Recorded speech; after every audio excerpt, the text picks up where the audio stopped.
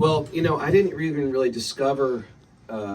First, I discovered the Village, and the Greenwich Village alone was freaky enough for a kid from suburban Connecticut.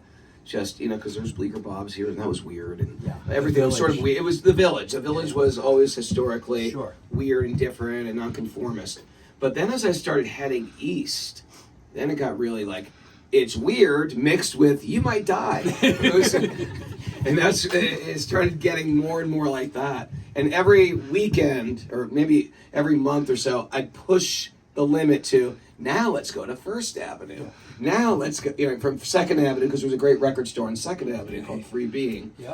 And, it was always famous. I don't even know what happened to those people, but there was one person working there who looked like a witch. Annette? Oh, her too. But then there was we called them the Free Being Warlock. Like they were all just dressed in black. You gotta understand, you're 15 years old or 16 in Connecticut, and then you see a person who looks like a storybook witch working the counter. And then okay, all right, witches exist. And then the next week you'd go to from Second Avenue you go to First Avenue. The First Avenue was a whole other shock.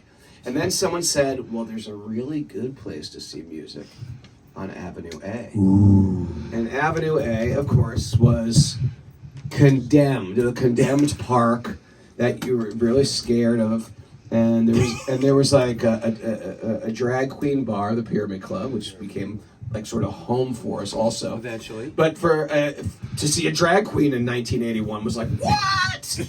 and they were dancing on the bar, and they were in front of the bar, and it was mixed with skinheads and Hell's Angels, and the whole thing back then, talk about, a melting pot. And you got to understand what was going on in America at that time. It was corporate arena rock.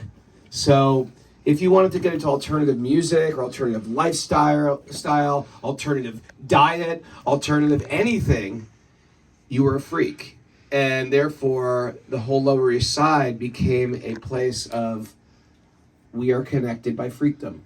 And so there was a type of tolerance and understanding that the world needs now more than ever that we had back then, because you just learned to coexist with people. And they were extreme political views, there was extreme gender identities, there was everything was extreme, yet there was some weird coexistence that happened at the time.